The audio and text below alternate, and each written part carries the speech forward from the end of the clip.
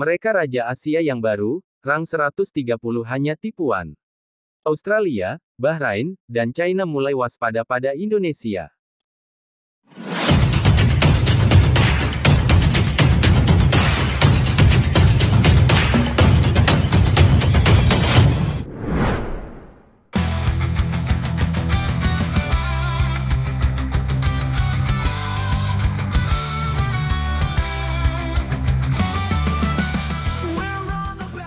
Bergabungnya Patrick Kluivert sebagai pelatih baru timnas Indonesia, tentunya akan menarik banyak minat para pemain keturunan yang selama ini sulit didapatkan oleh pihak PSSI, dan hal itu benar-benar dirasakan dalam waktu dekat ini, setelah Jero Redwald yang bersedia membela timnas Indonesia untuk berjuang tembus Piala Dunia, beberapa pemain juga sudah mulai tertarik, termasuk Ian Madsen dan Miliano Jonathans yang sudah mulai memberikan kode PSSI.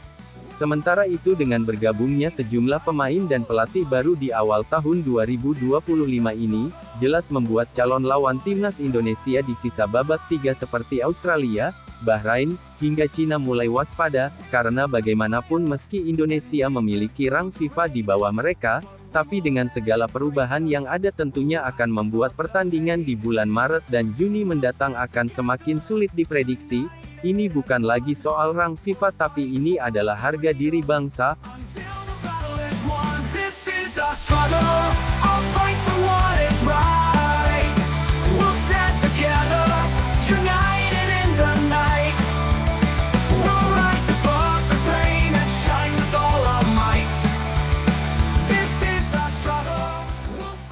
Peluang untuk lolos ke Piala Dunia 2026 sejatinya masih terbuka sangat lebar.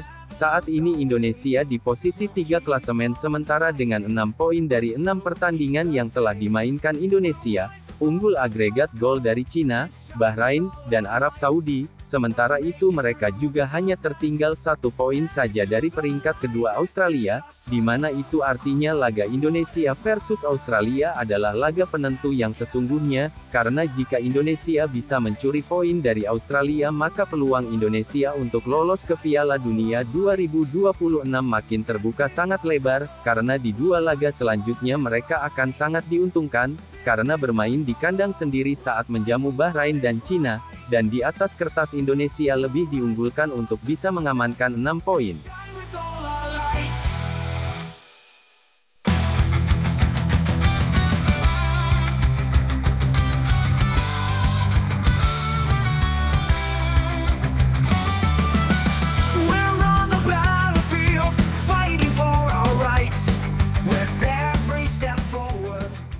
Di awal tahun 2025 ini Indonesia seolah tak henti-hentinya untuk membuat kejutan-kejutan tak terduga, seperti terbaru saat PSSI secara mengejutkan menghentikan Sintayong sebagai pelatih kepala timnas Indonesia, dan menggantikannya dengan Patrick Kluivert serta tambahan 3 asisten yang bisa dibilang punya track record yang sangat apik di Liga Belanda, salah satunya Alex Pastoor, di mana dirinya dijuluki sebagai El Profesor karena kecerdikannya dalam meracik strategi, dan dia juga menjadi pelatih spesialis untuk membawa tim promosi ke era divisi. Kemudian selain Pastoor ada pun Denny Lanzat yang akan bertugas menjadi asisten Patrick Kluivert. Semasa masih aktif bermain Lanzat terhitung memiliki cap sebanyak 38 kali bersama timnas Belanda senior. Yang menarik dari sosoknya ternyata Denny Lanzat tidak kekurangan inspirasi dalam bidang kepelatihan, sebab saat masih berkarir sebagai pemain di Ajax Amsterdam dan Feyenoord, ia berada di bawah bimbingan pelatih-pelatih top, meskipun karir kepelatihannya lebih sering menjadi asisten, namun bisa dibilang levelnya tidak main-main. Tercatat Denny Lanzat sudah pernah jadi asisten pelatih tim-tim elit Belanda hingga asisten pelatih tim-tim elit Asia. We'll never lose our way. We'll keep on fighting until we seize the day. We'll rise above the struggle and shine with all our might.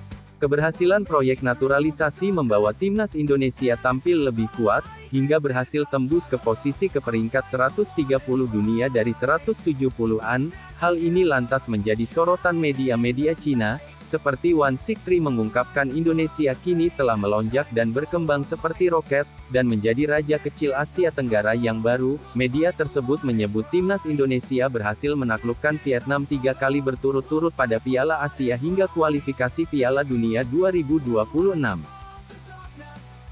Tidak mudah untuk sesekali bermain imbang dengan Vietnam dan Thailand, namun, kekuatan tim Indonesia saat ini telah melonjak, dan hanya dalam beberapa tahun, mereka telah menjadi seperti roket, menjadi raja kecil Asia Tenggara yang baru. Pada babak penyisihan Piala Asia dan Piala Dunia, timnas Indonesia membunuh tim Vietnam sebanyak 3 kali, berulang kali, dan itu bukan sesuatu kebetulan. Pemain naturalisasi telah mentransformasi tim ini dalam kemenangan 3-0 atas Vietnam. Tim Indonesia memiliki 6 pemain naturalisasi di starting 11, yang sebagian besar berasal dari liga papan atas Eropa seperti Eredivisie, Belgia, dan Serie B, tulis Eporan salah satu media Cina 163. Selain 163, media Cina lainnya, yakni YCWB juga menyoroti kesuksesan naturalisasi timnas Indonesia, yang membuat menang atas Vietnam berturut-turut. Pada babak kualifikasi Piala Dunia sebelumnya Vietnam dibunuh berturut-turut oleh timnas Indonesia yang dibantu pemain naturalisasi, yang langsung berujung pada pemecatan pelatih Philippe Troussier, tulis YCWB. Media Cina lainnya New QQ juga mengulas kesuksesan naturalisasi timnas Indonesia. Dalam maraknya naturalisasi di sepak bola Asia baru-baru ini, tim Indonesia menaklukkan 2 kali tim Vietnam melalui strategi naturalisasi, yang menarik perhatian luas. Kesuksesan tersebut tak hanya membuat tim Indonesia bisa melaju ke 16 besar, tapi juga membuat negara-negara Asia lainnya mulai mengkaji ulang pentingnya peran pemain naturalisasi, dalam meningkatkan kekuatan timnas, ucap New QQ. Jika melihat pernyataan di atas, kini Cina terang-terangan menyebut bahwa timnas Indonesia dulunya memang bukan tim yang ditakuti, tapi melihat perkembangan pesat timnas Indonesia saat ini, terutama dengan bertambahnya pemain-pemain keturunan berkualitas, dan juga kedatangan pelatih baru, maka bukan tidak mungkin jika skuad Garuda akan membuat China hancur, sebagaimana Vietnam hancur karena kedatangan pemain naturalisasi.